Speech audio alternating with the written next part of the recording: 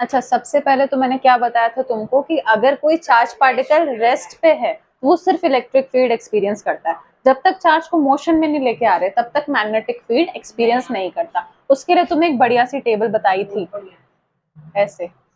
यहाँ पर हमने लिखा था अगर कोई चार्ज रेस्ट पे है, ये चार्ज के बारे में हमने लिखा था कि अगर कोई चार्ज रेस्ट पे है। यहाँ पर हमने लिखा था इलेक्ट्रिक फील्ड, मैग्नेटिक फील्ड, और यहाँ हमने लिखा था इलेक्ट्रोमैग्नेटिक वेव्स। ये तुम्हारे आने वाले चैप्टर में आ जाएगा। यहाँ रेस्ट लिखा था, यहाँ पर कुछ वेलोसिटी से चार्ज को फेंका है तो यहाँ वेलोसिटी रखी थी, और नीचे लिखा था हमने एक्सेलरेशन। ठीक है, लिखा था।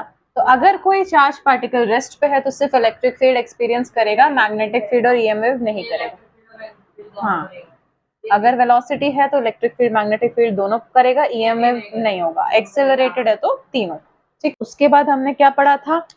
उसके बाद हमने पढ़ा था कि कोई एक चार्ज पार्टिकल है, इसको मैंने कुछ v वेलोसिटी से फेंका है, इस पे कुछ मैग्नेटिक फील्ड एक्ट कर रही होगी, उस पे कुछ फोर्स लग रहा होगा F। इसका हमने फॉर्मूला देखा था F is equals to q we B sine theta, और इसका वेक्टर फॉर्म हमने देखा था क्यू वी क्रॉस बी। ठीक है, ये हमारा चार्ज के लिए हो गया। ऐसा ही हमने एक फॉर्मूला करंट कैरिंग वायर के लिए पढ़ा था F is equals to B I L sine theta. इसका वेक्टर फॉर्म क्या लिखा था? I L vector cross B vector. ठीक है, ऑर्स्टेड एक्सपेरिमेंट में बस इतना कंक्लूजन आया था कि current carrying wire magnetic field produce करती है। बस हमने क्या करा था, एक वायर लिया था, यहाँ पर एक मैग्नेटिक निडल लगाई थी, और फिर जब इस वायर से करंट गया था तो ये डिफ्लेक्ट हुआ था। तो इससे हमें पता चल गया कि करंट कैरिंग वायर क्या प्रोड्यूस करती है, मैग्नेटिक फील्ड प्रोड्यूस करती है। ये हमारा ऑर्स्टेड एक्सपेरिमेंट था। उसके बाद हमने पढ़ा था Biot Savart law. Biot Savart law में हमने वो बड़ा सा फॉर्मूला पढ़ा था, magnetic field is equals to mu naught upon 4 pi I d l sine theta upon are square. ये था हमारा बायो सेवर्ट लॉ। क्या था? Biot Savart law. ठीक है, एक हमने एम्पियर सर्किट लॉ पढ़ा था, वो क्या था? एम्पियर, हाँ, close integration of B dot D L vector is equals to mu not into I. जहां पर ये जो आई होता है, ये क्या होता है? टोटल करंट होता है। जितना भी करंट आ रहा है टोटल इनक्लोज करंट। अब मान लो ये मेरे पास एक वायर है और ये मेरे पास ऐसी वायर्स हैं, है ना, यहाँ पर एम्पियर लूप है। हाँ, तो ये इसमें टोटल करंट लेना है हमें तीनों का। अगर मैंने माना ऊपर की डायरेक्शन को प्लस, नीचे की माइनस आई ली, तो इनका टोटल करंट क्या होगा? आई प्लस आई माइनस आई, तो ये हो जाएगा आई, टोटल करंट हो गया आई। ठीक है, इस तरह से हमें लेना है टोटल करंट। और इसका हमने बायो सेवर्ट लॉ का वेक्टर फॉर्म क्या देखा था? B is equals to mu naught upon 4 pi I d l sine theta upon are square था। तो इस पे एक आर कैप लगा दिया तो वेक्टर फॉर्म बन गया। तो mu naught upon 4 pi upon are square, तो ठीक था, आर क्यूब हो जाएगा जब हम वेक्टर में कन्वर्ट करेंगे। I DL vector cross R vector में लिखेंगे ना, ये हो गया इसका vector form. Biot Savart law का वेक्टर फॉर्म हो गया। ठीक है, उसके बाद अपन ने देखा था कि कोई एक आर्क है, या आर्क कुछ भी हो सकता है, कितने भी एंगल, मान लिया किसी एंगल अल्फा पे है, तो इसके सेंटर पे जो मैग्नेटिक फील्ड है उसका formula mu not I upon 2 pi R alpha. हाँ, B is equals to mu not I upon 4 pi R into alpha, ये लिखवाया था। ये जनरलाइज केस था, इससे हमने होल वायर का निकाला था, हाफ वायर का निकाला था, क्वार्टर वायर का निकाला था। ये जनरल केस है थीटा वाले के लिए। इसी में हमने थीटा को पाई बाय 2 पुट किया था, 2 पाई पुट किया था, पाई पुट करा था, और अलग अलग केसेस बनाए थे। तो ये जनरल फॉर्मूला है। थीटा किसी आर्क के लिए थीटा एंगल का आर्क है, तो इस थीटा की वैल्यू पुट करके अल्फा लिया है, अल्फा की वैल्यू पुट करके हमने केसेस बनाए थे। एक हमने होल वायर के लिए केस लिया था। होल वायर के लिए हम क्या करेंगे, यहाँ पर 2 पाई पुट करेंगे, तो B is equals to mu not I upon 4 pi R into 2 pi. इस पाई से पाई कटेगा, 2 से 2, mu not I upon 2 R. यही हमने प्रूफ किया था। ये हो गया होल वायर के लिए। अब हाफ वायर के लिए क्या होगा, इस 2 की जगह 4 लिख दो। देखो ऐसे कनेक्ट करके याद रखो, तो 2 की जगह 4 लिख दो, हाफ वायर बन गया। 4 की जगह 8 रख दो, क्वार्टर वायर बन गया। 8 पाई, ये हो गया क्वार्टर वायर। क्वार्टर वायर मतलब 1/4। ऐसे तुम 3/4 का भी निकाल सकते हो एंगल वगैरह निकाल के। ये 3 मेन याद रखना है हमें फॉर्मूला। ठीक है, होल वायर, हाफ वायर और क्वार्टर वायर। हाँ, परमिएबिलिटी और एप्सिलॉन नॉट के बीच का रिलेशन क्या था? हाँ, mu naught epsilon naught into mu naught is equals to 1 upon C square. इससे हम इसकी भी यूनिट निकाल सकते हैं, इसकी भी यूनिट निकाल सकते हैं। इसके बाद हमने एक करंट कैरिंग वायर की एक्सिस पर मैग्नेटिक फील्ड निकाला। एक ये हमारी करंट कैरिंग सर्कुलर वायर है, इसके सेंटर से कुछ एक्सिस पर मान लो पी पॉइंट माना, यहाँ से यहाँ तक कुछ रेडियस आर है, यहाँ से यहाँ तक का डिस्टेंस एक्स है, तो इस पॉइंट पर मैग्नेटिक फील्ड निकाला। तो मैग्नेटिक फील्ड ऑन एक्सिस का हमारा फॉर्मूला था mu not I R square upon 2 R square plus X square की पावर 3/2। इस फॉर्मूले से हम एक्सिस पर मैग्नेटिक फील्ड निकाल सकते हैं। अब तुम्हारा ना एक क्वेश्चन आता है, प्रीवियस ईयर का ये क्वेश्चन है, तुम्हें ऐसे दो वायर्स दे रखी है इस तरह से, इस पॉइंट पर मैग्नेटिक फील्ड निकालने, इस पॉइंट पर दोनों 90 डिग्री पे हैं, तो कैसे निकालेंगे? ये जो दोनों सर्कुलर वायर्स हैं, ये दोनों क्या है? सेम, एकदम आइडेंटिकल है, दोनों का साइज सेम है, रेडियस सेम है, करंट सेम है, सब सेम है। इस पे कुछ आई करंट जा रहा है, इसमें भी कुछ आई करंट जा रहा है। कैसे निकालें?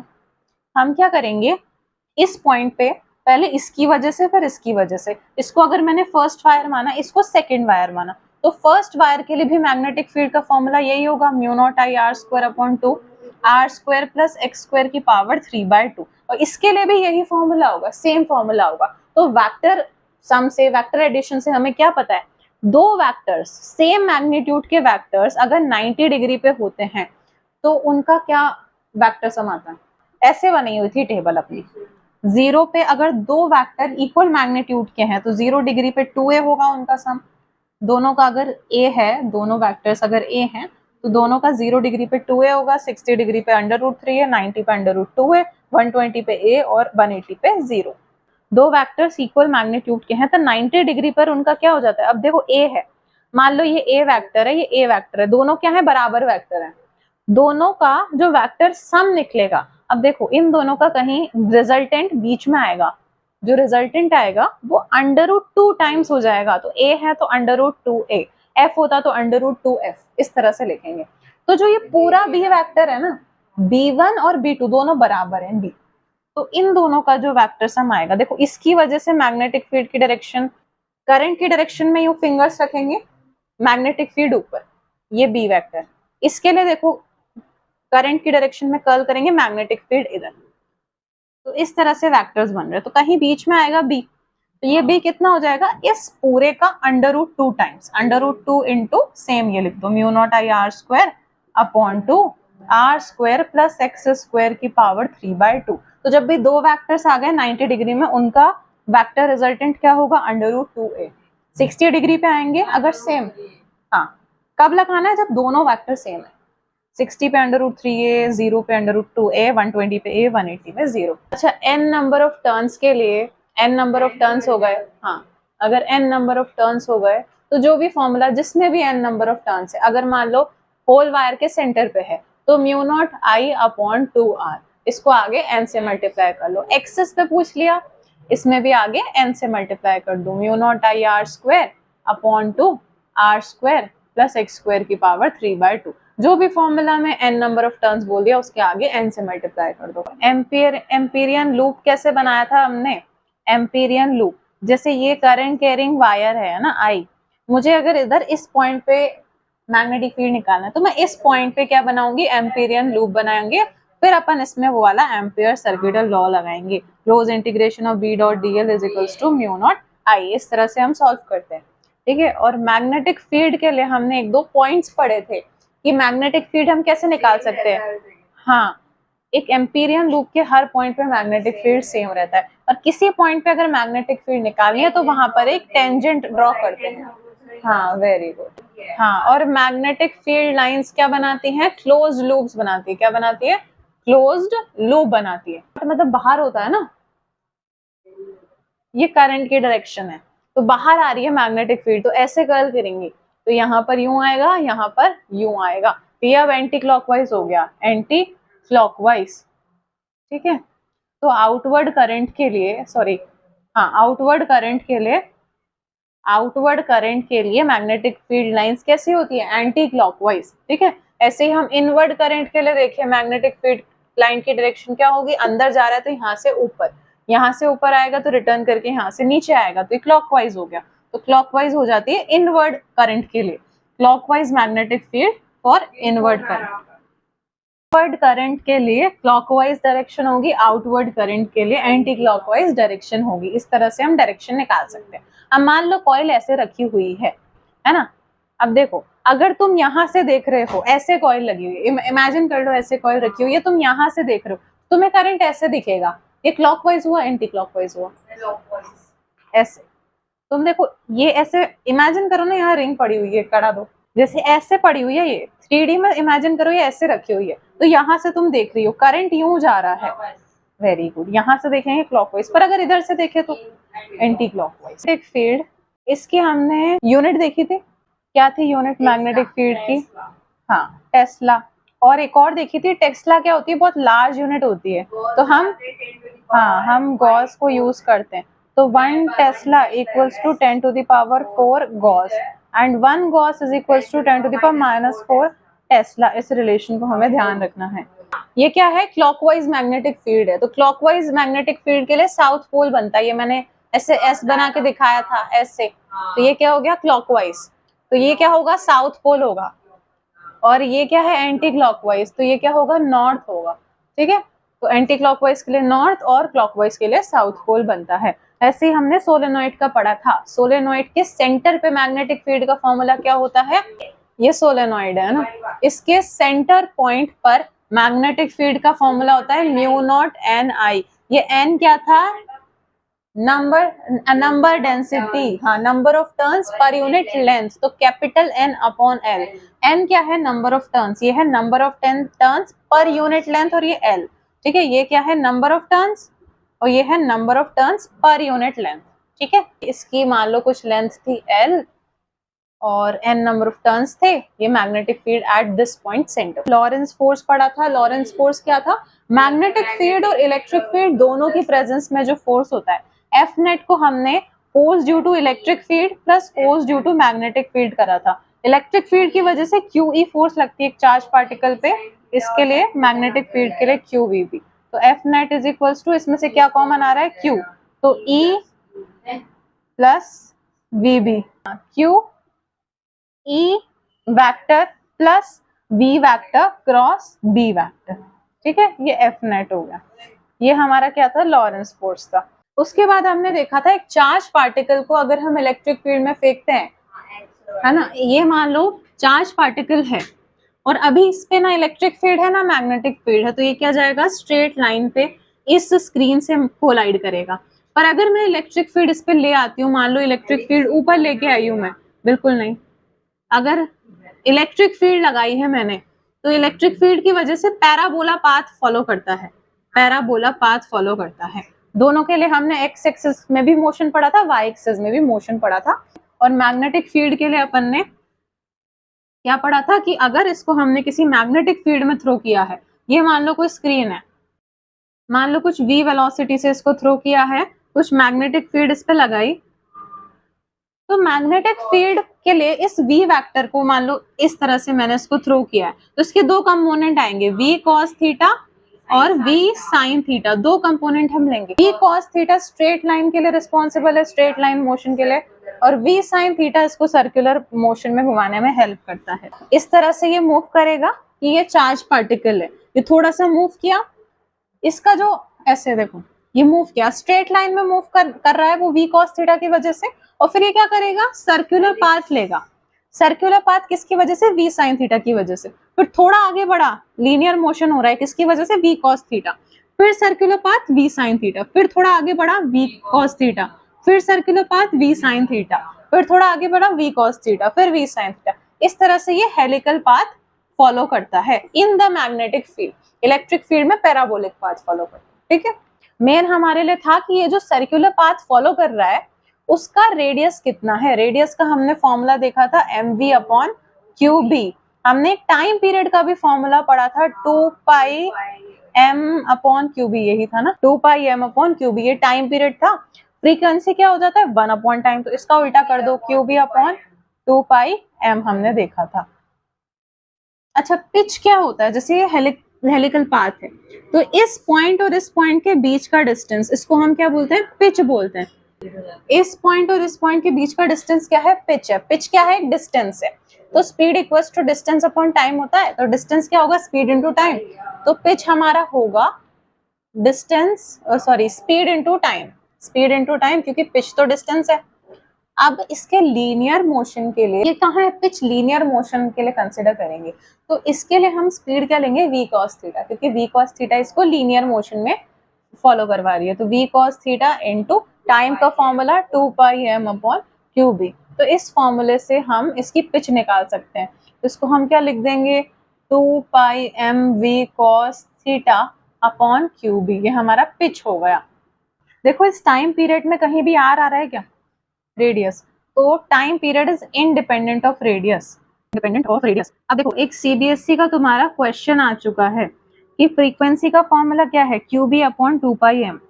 तो ऑप्शंस आए थे तुम्हारे कि ये बी पे डिपेंड करता है, एम पे डिपेंड करता है, क्यू पे डिपेंड करता है और वी पे डिपेंड करता है। इन चारों में से किस पे डिपेंड नहीं करता? ऐसे ऑप्शन आया था बी, क्यू, एम, वी, चारों में से किस पे डिपेंड नहीं करता? जो फ्रीक्वेंसी है वो इन चारों में से किस पे डिपेंड नहीं करता?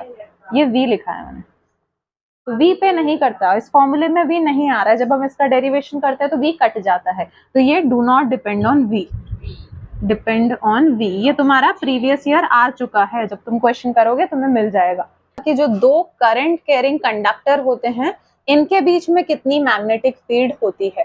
तो इन दोनों के बीच में अगर सेम डायरेक्शन में है, अगर सेम डायरेक्शन में होते हैं तो इनके बीच में अट्रैक्टिव फोर्स होती है। दोनों अगर सेम डायरेक्शन में है तो अट्रैक्टिव फोर्स होती है, अपोजिट डायरेक्शन में होता है तो रिपल्सिव फोर्स होती है। ठीक है, और इसके लिए फॉर्मूला क्या होता है? मान लो कुछ I1 करंट जा रहा है, I2 करंट जा रहा है, इनके बीच का डिस्टेंस d है। वही तो नहीं है ना इसमें, वही तो ध्यान देना है कि दो करंट कैरिंग कंडक्टर के लिए उल्टा होता है कि सेम डायरेक्शन में तो अट्रैक्ट कर रहे हैं और अपोजिट डायरेक्शन में रिपेल कर रहे हैं, उल्टा है इसमें। उनकी तरह नहीं है चार्जेस की तरह। तुम खुद ही देख लो ना समझ के, करंट इस तरफ जा रहा है, अंदर की तरफ है, इसके लिए अंदर और इस वाली वायर के लिए बाहर, तो अपोजिट डायरेक्शन में होगा तो अट्रैक्ट कर रहे हैं। F upon L is equals to mu naught I1 I2 upon 2 pi R. हाँ, इनके बीच का डिस्टेंस मान लिया कुछ r है। Magnetic dipole moment m, small m से हम मैग्नेटिक डायपोल मोमेंट को लिखते हैं n i a। अगर n नंबर ऑफ टर्न्स हैं तो उनके लिए n लगा देते हैं, अगर 1 टर्न्स है तो i a हो जाएगा for 1 turn. n equals to अगर 1 है हमारे पास तो ठीक है, इसकी यूनिट क्या होगी? n तो यूनिट लेस होगा, i का हो जाएगा एम्पेयर और एरिया का हो जाएगा metre square. Ampere metre square इसकी यूनिट हो गई। जैसे ये अगर करंट कैरिंग कंडक्टर है, इसकी एक्सिस पर एक पॉइंट है, उस पर मैग्नेटिक फील्ड क्या होगी? हाँ, इसके लिए हम क्या बोलते हैं? यहाँ से x डिस्टेंस है, यहाँ से r है, हम क्या बोलेंगे? x is very very very very greater than r। उस कंडीशन के लिए, जैसे डायपोल में हम बोलते थे ना कि क्या बोलते थे हम? r is very very greater than l, वैसे ही x is very very greater than r, तब हम ये वाला फॉर्मूला लगाएंगे। तो जैसे हम इलेक्ट्रिक फील्ड के लिए बोलते थे, क्या बोलते थे? 1/4 pi epsilon naught 2p upon R cube, ये था एक्सिस पॉइंट के लिए। ठीक है, मैग्नेटिक फील्ड के लिए होगा 1/4 पाई एप्सिलॉन नॉट, किसके? सॉरी 1/4 पाई, हाँ, म्यू नॉट अपॉन 4 पाई के एनालॉग हो जाएगा 2। अब डायपोल, इलेक्ट्रिक डायपोल मूवमेंट है तो अब मैग्नेटिक डायपोल मूवमेंट लेंगे और आर की जगह हम लेंगे एक्स क्यूब। ये हमारा एक्सिस लाइन के लिए हो गया। ठीक है, ऐसे ही हम एक इक्वेटोरियल पॉइंट के लिए लेंगे, मान लो ये कुछ पॉइंट है P, यहाँ से कुछ डिस्टेंस है R x और यहाँ इसकी रेडियस है कुछ r।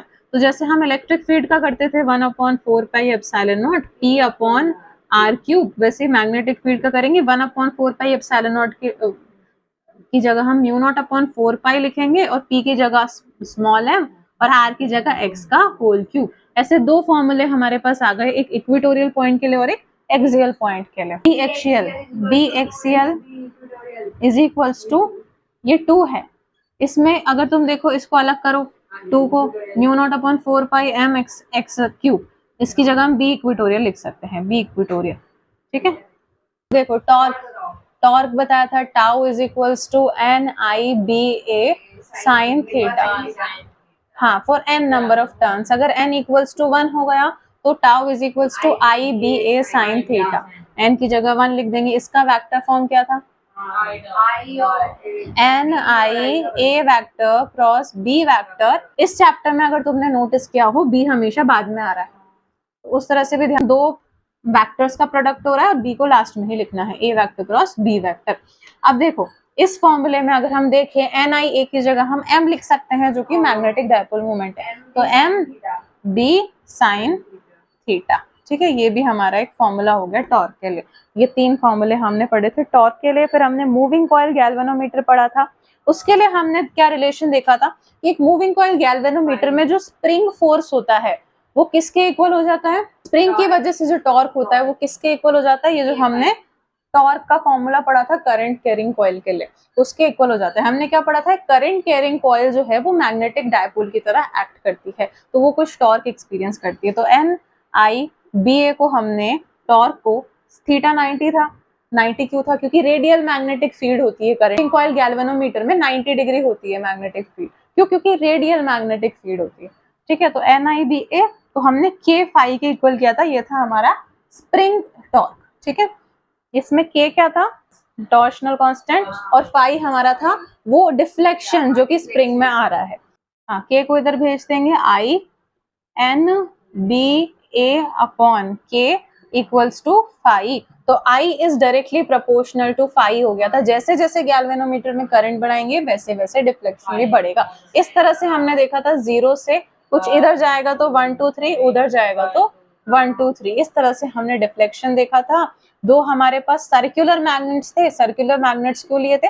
ताकि हर पॉइंट पे मैग्नेटिक फील्ड 90 डिग्री हो। इस तरह से रेडियल मैग्नेटिक फील्ड हमने ली थी। क्यों ली थी? क्योंकि यहाँ पर जो हमारा सॉफ्ट आयरन मटेरियल था जिसमें कि हमारी रेक्टेंगुलर कॉइल लिपटी हुई थी, यहाँ से कुछ T1 टर्मिनल था, यहाँ से T2 टर्मिनल था, इस स्प्रिंग से ये था, है ना।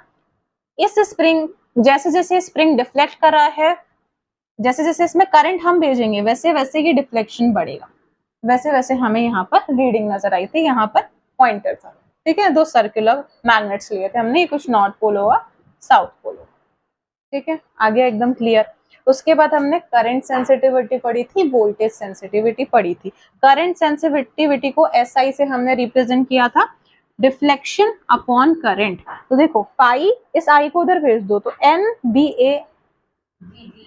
बी ए अपॉन के, ये हमारा करंट सेंसिटिविटी का फॉर्मूला हो गया। ऐसे हमने वोल्टेज सेंसिटिविटी करेंगे तो फाई अपॉन वी कर देंगे, डिफ्लेक्शन अपॉन वोल्टेज। अब v को हम लिख सकते हैं आई आर ओम्स लॉ से, तो फाई अपॉन आई की जगह हम इसको लिख सकते हैं एन बी ए अपॉन के को, और नीचे हमारे पास हो जाएगा 1 अपॉन आर। ठीक है, ये वोल्टेज सेंसिटिविटी का फॉर्मूला। गैल्वेनोमीटर को एम्मीटर में कन्वर्ट करना है तो क्या करना पड़ेगा? सबसे पहला पॉइंट तो मैंने बताया था, एम्मीटर को हमेशा सीरीज में ऐड करते हैं, पर एम्मीटर बनाने के लिए गैल्वेनोमीटर से एक शंट रेजिस्टेंस को पैरेलल में ऐड करते हैं। ठीक है, शंट को पैरेलल में ऐड करेंगे तो क्या होगा? मान लो ये हमारा एक्सटर्नल सर्किट है, जितना आई करंट है, शंट रेजिस्टेंस क्या होता है? बहुत छोटा रेजिस्टेंस, तो हमारा सारा करंट शंट से ही पास हो जाएगा, गैल्वेनोमीटर से कोई करंट पास ही नहीं होगा फॉर आइडियल एमीटर। ठीक है, हम क्यों नहीं चाह रहे गैल्वेनोमीटर में कोई करंट पास हो? क्योंकि इसका भी रेजिस्टेंस आ जाएगा तो उसकी वजह से कुछ करंट डिवाइड होगा, हम सारा करंट मेजर करना चाह रहे हैं। ठीक है, फॉर्मूला हमने देखा था कि अगर यहाँ से आई करंट जा रहा है तो वो यहाँ डिवाइड होगा, इधर कुछ आई जी करंट जाएगा और इधर यहाँ आई करंट आ रहा था ना, आई जी इसमें जाएगा। अगर आई आ रहा था इसमें आई जी चला गया तो इधर आएगा आई माइनस आई जी। ठीक है, अब ये दोनों क्या है? पैरेलल में है, तो पैरेलल में वोल्टेज बराबर होती है, इसमें जितनी वोल्टेज जा रही है उतनी ही इसमें जा रही है, तो voltage for galvanometer is equals to potential difference at shunt. तो इसके लिए हम लिख सकते हैं आई इंटू आर, तो आई जी इंटू गैल्वेनोमीटर के रेजिस्टेंस को जी लिख रहे हैं। शंट के लिए आई कितना जा रहा है? आई माइनस आई जी, और शंट के रेजिस्टेंस को एस लिख सकते हैं। ठीक है, तो इस तरह से हम अगर शंट रेजिस्टेंस निकालना चाहें तो आई माइनस आई जी को नीचे ले आओ, तो G into I G upon I minus I G, तो इस तरह से हमारा शंट रेजिस्टेंस आ जाएगा। ये हो गया गैल्वेनोमीटर से एमीटर कन्वर्ट करने के लिए। अगर गैल्वेनोमीटर से वोल्ट मीटर कन्वर्ट करना है तो voltmeter is always added in parallel, पर वोल्ट मीटर बनाने के लिए गैल्वेनोमीटर में हम सीरीज में एक लार्ज रेजिस्टेंस आर को जोड़ते हैं। ठीक है। तो इसमें हम कैसे निकालेंगे, कुछ I करंट इसमें जा रहा है, तो अब इसमें कुछ V1 वोल्टेज होगा, VG बोल लो, और इसमें कुछ VR वोल्टेज होगा। तो अब जो टोटल वोल्टेज होगा वो इन दोनों का सम हो जाएगा, क्योंकि सीरीज में क्या होता है, वोल्टेज डिवाइड होता है पर करंट सेम जाएगा। अगर इससे IG करंट जा रहा है तो इससे भी कितना करंट जाएगा, IG करंट जाएगा। तो VG के लिए हम लिखेंगे V नेट हो जाएगा VG प्लस VR। तो इसके लिए कुछ IG करंट जा रहा है, ये बैटरी मान लो कुछ V, IG इंटू इसका रेजिस्टेंस G, प्लस इसमें भी IG करंट जा रहा है और इसका रेजिस्टेंस कुछ R, ये V नेट कुछ हो गया V। अगर हमें R चाहिए तो V माइनस इस IG इंटू G को इधर ले आते हैं, और IG, ये वाला IG यहाँ नीचे आ गया, तो हमारे पास कैपिटल R आ गया, लार्ज रेजिस्टेंस की वैल्यू।